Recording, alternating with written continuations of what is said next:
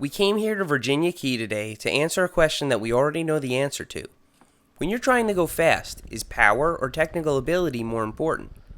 Well, as you could guess, speed and endurance are more important on smooth, straight trails, and technical ability reigns supreme on rougher sections. This is widely known, but we wanted to try for ourselves anyway.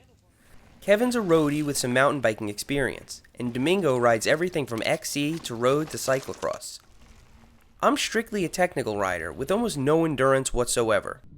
Now that I have this YouTube channel, I film videos every time I ride.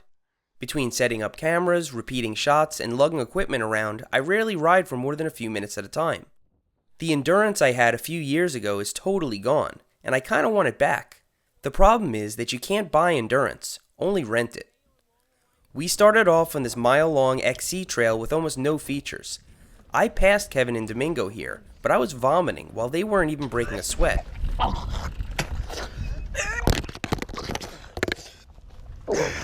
Once I stopped vomiting, we went to this very short section called Highway to Hell. It has a lot of turns and a few features that would stop a roadie dead in their tracks. Now keep in mind, we're not even clipped in and Kevin is borrowing one of my very small bikes.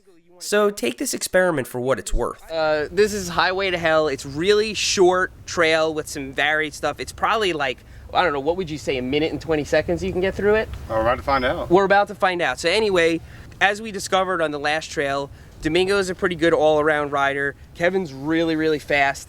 And I'm good at technical stuff with absolutely zero endurance. So we're gonna. That's a fair way to say it. So we're gonna each take turns going through this trail. We're gonna see who does it the fastest, and we're gonna see how these skills work on a really short trail with some varied terrain.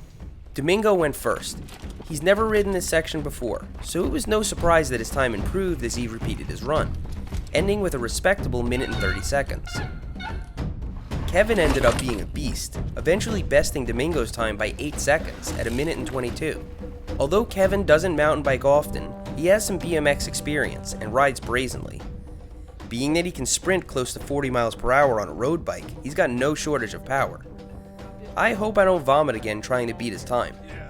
Here goes.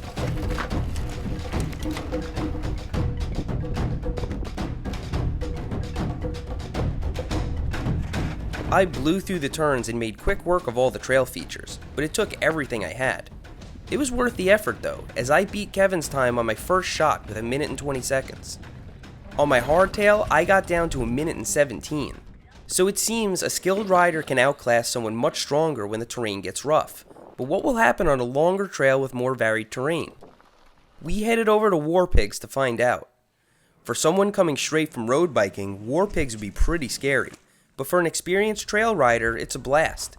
Just some jumps, staircases, and steep features, all packed into a really fun switchback. Domingo got a respectable 1:56 seconds, ringing the bell with energy to spare. I started off strong, but the longer flat sections really took their toll, as I basically limped through them to recover my energy. I bested Domingo's time by a mere 4 seconds. In the end, it was Kevin's brazen speed and endurance that prevailed, with 1:50 seconds. It's fair to assume that he crushed my times in the flat areas that I limped through. Even though this course was about 30 seconds longer than Highway to Hell, it was enough to squeeze me for all my energy, so a longer course would likely tip the scale even more in Kevin and Domingo's favor. So this experiment was fun, and it got me motivated to improve my endurance. As Kevin said, even one endurance ride per week could result in noticeable gains. I'd like to try a slightly longer trail with plenty of variation and see how I fare against these guys, clipped in and geared up properly. I might have my work cut out for me. For now, enough with this XC stuff. Frenchie gave us the green light to test out this new berm on a closed segment of trail. Stuff like this is a clear reminder that the most important part of mountain biking is enjoying yourself.